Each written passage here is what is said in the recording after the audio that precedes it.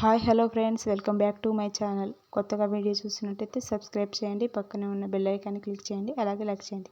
వీడియోని ఎక్కడికి స్కిప్ చేయకుండా చూసేయండి. వీడియోలోకి వెళ్ళినట్టయితే నర్మద ప్రేమల ఫోన్లో వాయిస్ రికార్డు విని నిజం తెలుసుకొని వల్లి చెంప పలగొట్టిన రామరాజు. మొత్తం మీద ఇక వల్లికి అయితే నర్మద ప్రేమ ఇద్దరు చుక్కలు చూపడం మొదలుపెట్టారు. వల్లిని ఒక ఆడుకోవడం మొదలుపెట్టారు.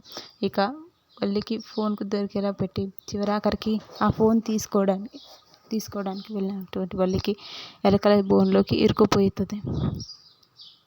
చాలా వరకు కూడా బాధ పెట్టారు. ఒక గిరి గీసి గిరును వల్లిని నిల్చోబెట్టి ఆ గిరిలో తన బిందె మీద డ్యాన్స్ చేయించి చాలా రకాలుగా వల్లికి బాధలు ఇంకా ఇబ్బందులు పెట్టడం మొదలుపెట్టారు. ఇదంతా చూసినటువంటి వల్లి తన తల్లికి ఫోన్ చేసి విషయం భాగ్యాన్ని ఫోన్ చేసి విషయం చెప్పేసరికి భాగ్యం అయితే ఏదో ఒక ప్లాన్ అయితే చేస్తాను, వీళ్ళిద్దరు దొరకపోరు అని అంటే ఇంకెక్కడ దొరుకుతారే, ఎక్కడ దొరుకుతారు చెప్పు, ఎక్కడ దొరికినా కూడా వాళ్ళు తప్పించుకోవడానికి వాళ్ళ దగ్గర మార్గాలు ఉన్నాయి. వెటు తిరిగి మనమే గట్టిగా ఇరుక్కుపోయాం, అందులోనూ వాళ్ళు డెడ్ లైన్ పెట్టి మరి నాకు ఈ బాధలు పెట్టి కార్యక్రమం మొదలుపెట్టారు తెలుసా అని అనేసరికి డెడ్ లైన్ పెడితే ఆ డెడ్ లైన్కి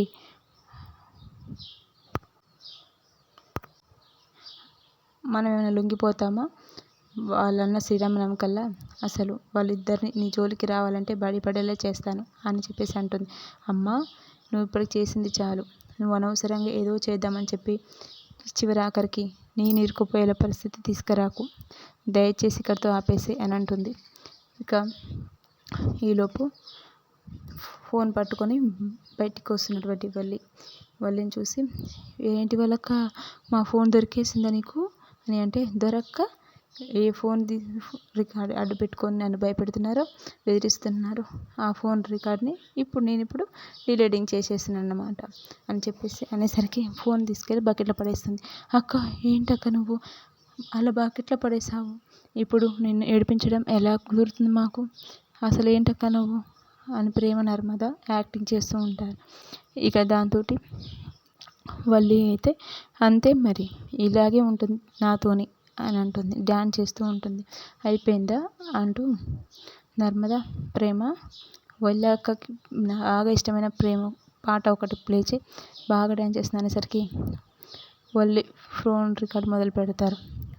ఇక వల్లి కంగారు పడిపోతుంటే, నీకు మాత్రమే తెలిసేట్లున్నాయా, మాకు లేవా ఏంటి, మాకు తెలియదా, చెప్పక్కాయ్, నువ్వు పని కట్టుకొని మా ఫోన్ కోసం వెతుకుతావా అని తెలుసు, వెతికినప్పుడు మా ఫోన్ నీ చేతికి చితికితే నువ్వేం చేస్తావో తెలుసు, అందుకోసమే డమ్మీ ఫోన్ తీసుకొచ్చి అక్కడ పెట్టి నీ చేతికి దొరికేలా చేసాం అని చెప్పేసి అనేసరికి ఒకసారిగా తూచ్ ఎంత తొండాట ఆడారు అని అనేసరికి తొండి లేదు గిండి లేదు, అసలు నా రూమ్లోకి వెళ్ళి ఫోన్ వెతకమని నీకు ఎవరు చెప్పారు, నీకు వెతికావుగా దొరికింది కదా, ఇప్పుడు మేము ఇంకా స్ట్రాంగ్గా అనుకుంటున్నాం, ఎంత తొందరగా వీలైతే అంత తొందరగా నువ్వు దొరికేలా చేయాలని చెప్పేసి అనేసరికి అన్నీ ఉండేసరికి ఇక వెంటనే వల్లి అయితే చాలా వరకు ఇక తను ఏమి చేయలేని పరిస్థితి అర్థం చేసుకొని సైలెంట్ అయిపోతుంది.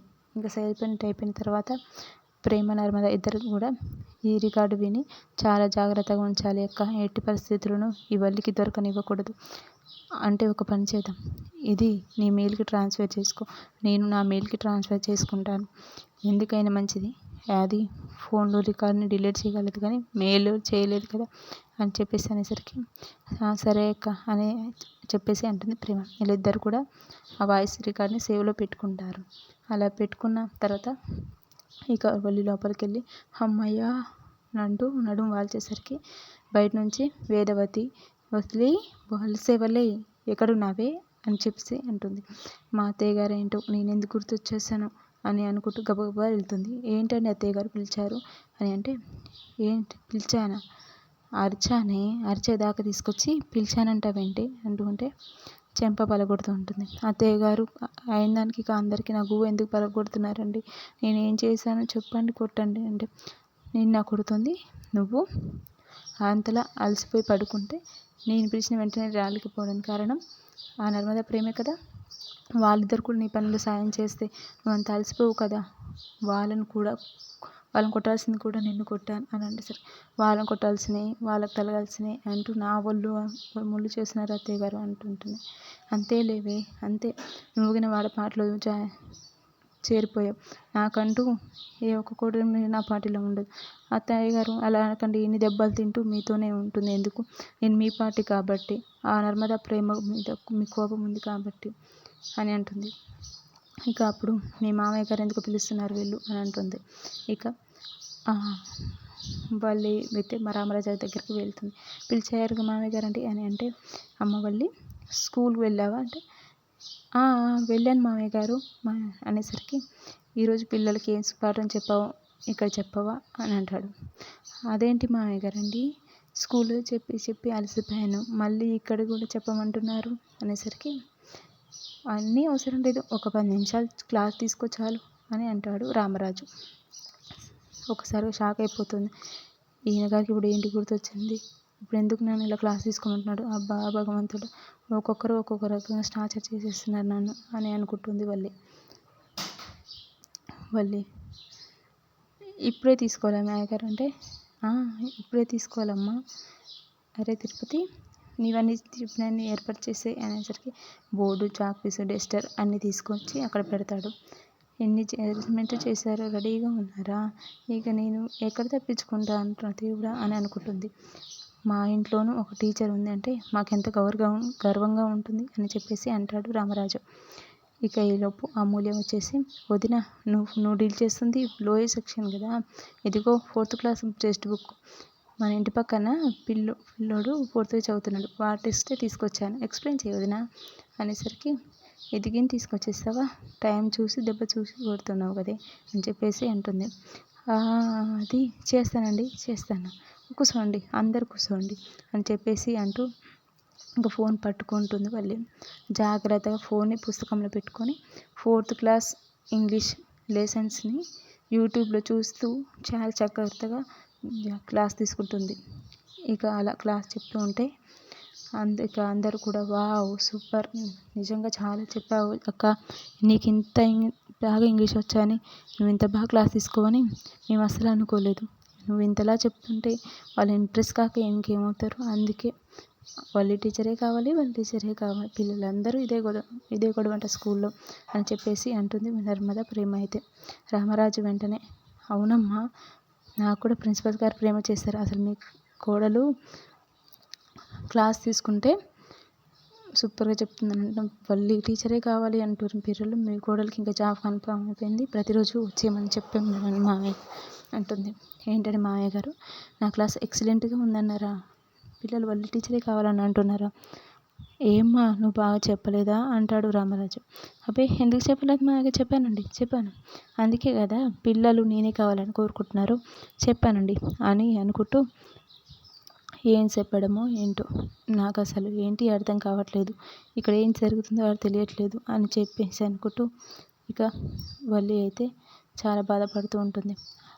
అలా బాధపడుతున్నటువంటి వెళ్ళి ఇక వెంటనే, సరే ఇప్పుడు నేను చేయాల్సింది ఒకటే, అయితే రోజు స్కూల్కి వెళ్ళడం లేదంటే ఎట్టి పరిస్థితుల్లోనూ బాధపడుతూనే పక్కకు వెళ్ళి భాగ్యానికి ఫోన్ చేసి, ఓలమ్మో ఏంటైందో తెలుసా అని చెప్పేసి మొత్తం చెప్తుంది. ఇదేంటి నువ్వు అసలు క్లాసే చెప్పలేదు, మళ్ళీ ప్రిన్సిపల్ ఏ విధంగా వాళ్ళ టీచరే కావాలని అంటున్న పిల్లలు అని చెప్తాడు అంటే, ఇంట్లో కూడా నర్మద ప్రేమల హస్తం ఉంటుంది అని అంటుంటే, ఈలోపు అమ్మ వల్లి అంటాడు రామరాజు. మా మామయ్య గారు అంటే మాట ముందుకు ఒక వల్లి మాట వెనక వల్లి అని పిలుస్తాడు, నాకేంటి అర్థం కావట్లేదు అంటుంటుంది. వస్తున్నారు మామయ్య గారు, గబగబా ఉరుకుతుంది. వెళ్ళేసరికి, ఏం చేస్తున్నావు అమ్మ ఫోన్ చేసి మాట్లాడుతున్న మామయ్య గారండి అని చెప్పేసి అంటే, అవునా సరే అయితే అయిపోయిన తర్వాత ఒకసారి రమ్మా అంటాడు. చెప్పండి మామయ్య గారు, అయిపోయింది, ఫోన్ అయిపోయింది అంటాడు. మళ్ళీ నేను పోలీస్ కంప్లైంట్ ఇచ్చాను కానీ ధీరజ్ వెళ్ళి పోలీస్ కంప్లైంట్ ఇప్పించాడు, కానీ అసలు అమూల్యని ఇంట్లో నుంచి బయటకు తీసుకెళ్లారు అన్న విషయంలో నేను సీరియస్ తీసుకెళ్ళలేదు, ఎవరు తీసుకెళ్ళుంటారమ్మా అని అంటే, ఏంటిది ముసలోడు వచ్చేసి నన్ను అడుగుతున్నాడు అని అనుకుంటూ, అదే నాకు అర్థం కావట్లేదు మామయ్య గారండి, అమూల్య లోపల ఉంది, ఫోన్ ఏమో మీ దగ్గర పెట్టుకున్నారు, ఇక అమూల్య దగ్గరకు వచ్చి ఎవరు చెప్తారు మామయ్య గారు అని అంటే, ఆ విశ్వ అయితే డైరెక్ట్ ఇంటికి రాలేడు కదా అని అంటుంది. నాకు అదే అనుమానం వచ్చిందమ్మా, నువ్వైతే ఇలాంటి విషయాలు తెలివిగా డీల్ చేస్తావని నిన్ను అడుగుతున్నాను అని అంటే, చందు వచ్చి ఎవరు చెప్తే ఏంటి నాన్న, మొత్తానికైతే అమూల్య ఇంట్లో అయితే ఇంట్లో నుంచి వెళ్ళింది కదా అని అంటే, అలా వదిలేయకూడదు పెద్దోడా, ఎవరి అమూల్యాన్ని పని కట్టుకొని తీసుకెళ్ళి విశ్వకి అప్పచెప్పారో, వాడిని కిడ్నాప్ చేసుకొని వదిలేశారో తెలియాలి కదా అని అంటూ ఉంటాడు రామరాజు. సరే నాన్న, అయితే నేను మిల్లుకి వెళ్తున్నాను అని చెల్లి వెళ్ళిపోతాడు. క్యారేజ్ ఎత్తుకెళ్తాను అంటే, అవసరం లేదమ్మా, అక్కర్లేదు. అరే తిరుపతి అక్కడ నుంచి క్యారేజ్ తీసుకొస్తాడు, మీరు తినేసేయండి, ఇవాటి నుంచి ఇంటి దగ్గర నుంచి క్యారేజ్ రాజు అంటే, ఏ నాన్న ఏమైంది అని ఉంటుంటే, ఇంతలో వేదవతి వచ్చి, అయ్యో ఏది శ్రీరామరేశ్మ, వాడు ఇంట్లో భోజనం తప్ప బయట భోజనం తినడు కదా అంటే, ఇక అలవాటు చేసుకుంటారులే, ఇంటి భోజనం లేనప్పుడు బయట భోజనమే కావాల్సిందే కదా, ఇప్పుడంటే వెళ్ళి ఉంది కదా రోజు తీసుకెళ్ళి పెడుతుంది, రేపు తర్వాత వల్లి లేనప్పుడు అంటే, వల్లి లేకుండా ఎక్కడ పోతుందని అంటే, ఏమో ఎవరికి తెలుసు ఏ రోజు ఎలా ఉంటుందో, వల్లి మనసు మారి కొన్ని రోజులు వాళ్ళ అమ్మోళ్ళ ఇంటికి వెళ్ళాలనిపిస్తుండొచ్చు, పూర్తి వాళ్ళ అమ్మోళ్ళతోనే ఉండాలనిపించవచ్చు, చెప్పలేం కదా అంటాడు. అదేంటండి అలా అంటారు, ఎందుకు వెళ్తుంది, ఎందుకు వాళ్ళ ఇంట్లో ఉంటుంది అంటూ ఉంటుంది. ఎందుకంటే ఒకసారి వాళ్ళు చేసే పనులు ఎవరికి తెలియదు అనుకుంటారు, కానీ అందరికీ తెలిసిపోతూ ఉంటాయి. ఒక్కొక్కసారి వాళ్ళు చేసేటువంటి కుట్రలు కుతంత్రాలు ఎవరికి తెలియకుండా చేస్తున్నాం అనుకుంటారు, కానీ అందరికీ తెలిసిపోతూ ఉంటాయి. అందుకని వల్లి కూడా ఏదో ఒక తప్పు చేయకపోదు కదా, చేసిన రోజున ఖచ్చితంగా ఇంట్లో ఉండడం జరగదు కదా, అదే నేను చెప్తున్నాను అంటే, మా మామయ్య గారండి, నేను ప్రాణం పోయినా తప్పు మాత్రం చేయను మామయ్య గారండి, మీరంటే నాకు అంత గౌరవం, భక్తి, మర్యాద,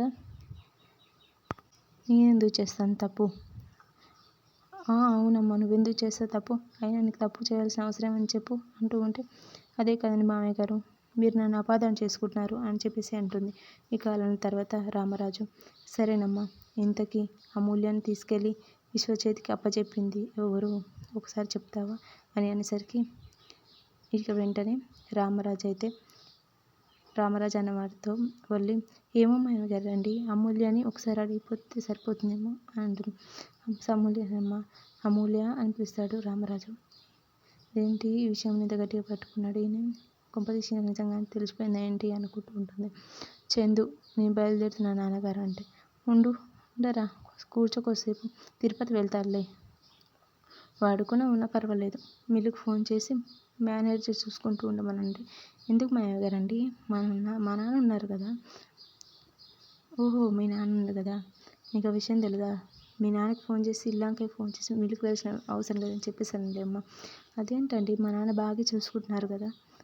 అవునవును చాలా బాగా చూసుకుంటున్నారమ్మ, అసలు ఈ మధ్య ఒక్క రూపాయి కూడా లేక తేడా రాకుండా ఎంత పర్ఫెక్ట్గా ఉంటున్నాడో తెలుసా అని అంటే, కొంపదీసి దొరికిపోయాడేంటి, అంత రివర్స్లా ఉంది, మనసులో ఇంకోటి ఉన్నట్టు అనిపిస్తుంది, అసలు ఏంటవుతుందో ఏంటో నాకు అస్సలు ఏం అర్థం కావట్లేదు. ఇక అయిపోయిన తర్వాత రామరాజు అయితే చందు వాళ్ళని అందరిని కూర్చోబెట్టి, ఇప్పుడు చెప్పమ్మ వల్లి, అమూల్యని ఎవరిని తీసుకెళ్ళి విశ్వకి అప్పచెప్పుంటారు అంటే, ఇదేంటిది ఈయన ఇదే మాట పదే అడుగుతూ ఉంటాడు అంటే చిరాకు పడుతుంటే, అమ్మ ప్రేమ నర్మద, మామయ్య గారు చెప్పండి అంటే, నడిపోడు ఆడు తీసుకెళ్ళిపోయాడా అని అంటే, వెళ్ళిపోయాను మామయ్య గారు అంటుంది నర్మద. చిన్నోడు అంటే, ఆయన బయటికి వెళ్ళాడు మామయ్య అంటుంది ప్రేమ. సరే అయితే మీ ఫోన్లో ఉన్న ఒక వాయిస్ రికార్డ్ ఉంది, ఒకసారి ఆన్ చేయండి అమ్మ అంటాడు. షాక్ అయిపోతారు ఒక్కసారి కూడా, ఎందుకంటే వల్లి ఫోన్ తీసుకెళ్ళి నీళ్ళలో పడేసినప్పుడు ఆ వాయిస్ రికార్డు వల్లికి వినిపిస్తూ ఆడపడేసిన అలాంటి విన్నటువంటి రామరాజు విషయం మొత్తం అర్థమవుతుంది. దాన్ని పూర్తిగా అర్థం చేసుకోవడానికి, అసలు నిజాలు బయట పెట్టడానికి ఇంతసేపు రామరాజు వల్లితో ఆడుకుంటాడు. అది మామయ్య అది అని అంటూ ఉంటుంది నర్మద. ఆన్ చేయండి అమ్మా, ఆ వాయిస్ రికార్డ్ ఏంటో వినాలి, ఆన్ చేయండి. వాయిస్ రికార్డ్ ఏంటి నర్మద అంటే, అది బావగారండి అంటుంది. ఏంటి ప్రేమ ఏంటది, బావ అది ఆన్ చేస్తున్నాను. ఆన్ చేసేసరికి ఇక వల్లి వాయిస్ స్వీట్గా వినపడుతూ ఉంటుంది. ఓసే అమ్మ, నేను చేసిన పనులని బయటపడే సమయం వచ్చేసినట్టు అనిపిస్తుంది. ఆ నర్మద, ప్రేమ ఇద్దరు కూడా నన్ను ఆటలేసుకుంటున్నారు. నేనే అమూల్యని విశ్వగాడి ప్రేమించమని చెప్పినటువంటి పెళ్లి రోజున అమూల్యని విశ్వగాడికి అప్పచెప్పినాను. ఇందులో మీ పాత్ర ఉందని తెలిసినట్టయితే ఇక మన పని అంతేనే అని చెప్పేసి అనేసరికి వల్లి మాట్లాడుతున్న మాటలు క్లియర్గా వినపడుతుంటాయి. వల్లి వేదవతి ఆ మాటలు విండి ఇంకా కోపం తెచ్చుకుంటూ ఉంటుంది. ఇవన్నీ నేను నా చెవులతో విన్న మాటలు ఇప్పుడు రికార్డు రూపంలో ప్రేమ నర్మద దగ్గర ఉన్నాయా? ఇప్పుడు ఈయన విన్నాడా? ఇప్పుడు వల్లి పరిస్థితి ఏమైంటుంది ఏంటో అనుకుంటూ వస్తే వెళ్ళి, ఏంటి అది, నువ్వే అమూల్య జీవితాన్ని నాశనం చేసావా? ఏమి తెలియనట్టుగా మాట్లాడుతూ ఉంటుంది. రామరాజు వేదవతితోని, బుజ్జమ్మ నువ్వు ఆగు, నేను మాట్లాడుతున్నాను కదా అని అంటాడు. అది కాదండి అని చెప్పంటే, నువ్వు ఆగు చెప్పమ్మ వల్లి, మా అమూల్య జీవితాన్ని నాశనం చేయమని చెప్పి మా అమూల్యని విశ్వతో ప్రేమలో పడమని చెప్పి ఎందుకు చెప్పావు? ఎవరు చెప్తే ఇదంతా చెప్పావు అని అంటూ ఉంటే, అదేంటండి మామయ్య గారు, ఎవరో చెప్పడం ఏంటి, నాకెవరు ఎందుకు చెప్తారు, నేను అసలు ఏం చేయలేదు మామయ్య గారు, అదంతా మిమిక్రీ, వాళ్ళు కావాలని చెప్పి ఎవరితో మాట్లాడించి నన్ను ఇలా ఇరికిచ్చేస్తున్నారు మామయ్య, నేనేం చేశాను మామయ్య, కావాలంటే మీరు అమూల్యని పిలిచి అడగండి అంటే మా అమూల్య రామరాజు పిలుస్తాడు. ఆ వాయిస్ రికార్డ్ వినిపించి ఇదంతా నిజమేనా అని అంటాడు. అది నాన్న అంటూ ఉంటే వల్లి ఒక పక్క నుండి అమూల్య అమూల్య వంక చూస్తుంటుంది. వల్లి నా కాపురం చెడగొట్టకి నేను చచ్చిపోతానే అని అంటూ ఉంటుంది. చూడమ్మా అమూల్య, నువ్వు ఓవరు మాటలు వినాల్సిన అవసరం లేదు, ఓళ్ళు చెప్పింది నువ్వు ఆలోచించిన అవసరం లేదు. ఫస్ట్ నువ్వు ఏం చేయాలంటే అర్జెంటుగా నిజం బయట పెట్టాలి. చెప్పు, నీకు ఎవరు చెప్పారు ఈశ్వరం ప్రేమించమని? నీకు ఎవరు చెప్తే ఇదంతా చేసావు చెప్పమ్మా అంటూ ఉంటే ఇక వల్లి అయితే కంగారు పడిపోతుంటుంది. ఈలోపు అమూల్య, ఆ వాయిస్ రికార్డులో మీరంతా ఏదైతే విన్నారో అదే నిజం నాన్న అంటుంది. వల్లి వదినే విశ్వాన్ని ప్రేమించమని చెప్పింది. వల్లి వదినే నన్ను విశ్వతో వెళ్ళిపోవడానికి బయటకు తీసుకెళ్ళింది. అక్కడ నన్ను కిడ్నాప్ చేస్తాడన్న విషయం వాళ్ళకి తెలియదు. వాళ్ళు అనుకున్నది ఒకటి, అక్కడ జరిగింది ఒకటి. వాడు నన్ను కిడ్నాప్ చేయడానికి పని కట్టుకొని బయటికి రమ్మని చెప్పాడు. అందుకోసమే వాళ్ళు నన్ను తీసుకెళ్లారు.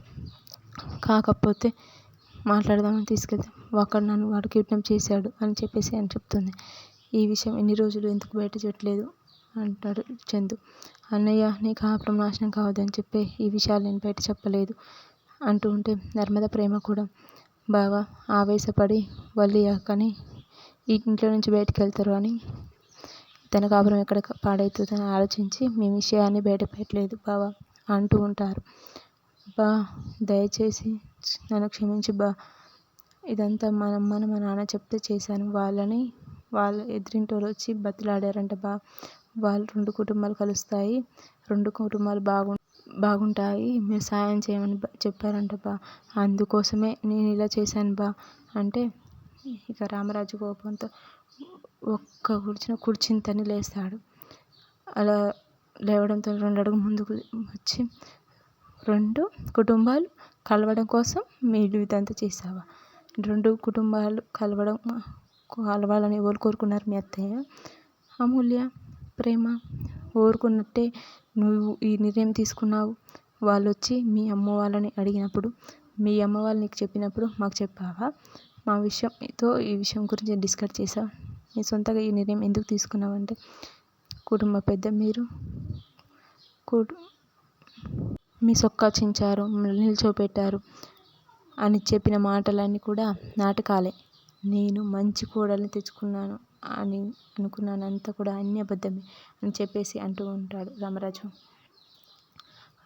అది కాదు మామయ్య గారు, క్షమించండి మామయ్య గారు అంటూ దండం పెట్టబోతుంటే రామరాజు కోపంతో వల్లి మీద చేసుకుంటాడు. ఏమండి వేదవతి అంటుంది, క్షమించి బుజ్జమ్మ, నాకు వస్తున్న కోపానికి ఒక్క దెబ్బతో ఆపిస్తాను. నా కూతురి జీవితాన్ని నాకు గుర్తుకొచ్చినప్పుడల్లా నా చెయ్యి నా కంట్రోల్ తప్పిపోతూ ఉంటుంది. అందుకే ఒకే ఒక దెబ్బతోనే మళ్ళీ ఈ విషయం గురించి ఆలోచించకుండా చేసుకున్నాను. నువ్వు ఇంకెప్పుడు నా కంట పడకు వల్లి. నేను ఇంట్లో వస్తున్నా అంటే నువ్వు ఎక్కడున్నావో నాకు తెలియకూడదు. నా కళ్ళ ముందు కూడా నువ్వు జీవితంలో రాకూడదు అంటాడు. ఇక చందు అయితే వల్లితో మాట్లాడకుండా వెళ్ళిపోతాడు. చూద్దాం ఇంకా ఏం జరుగుతుందో. వీడియో నచ్చితే లైక్ చేయండి, సబ్స్క్రైబ్ చేయండి.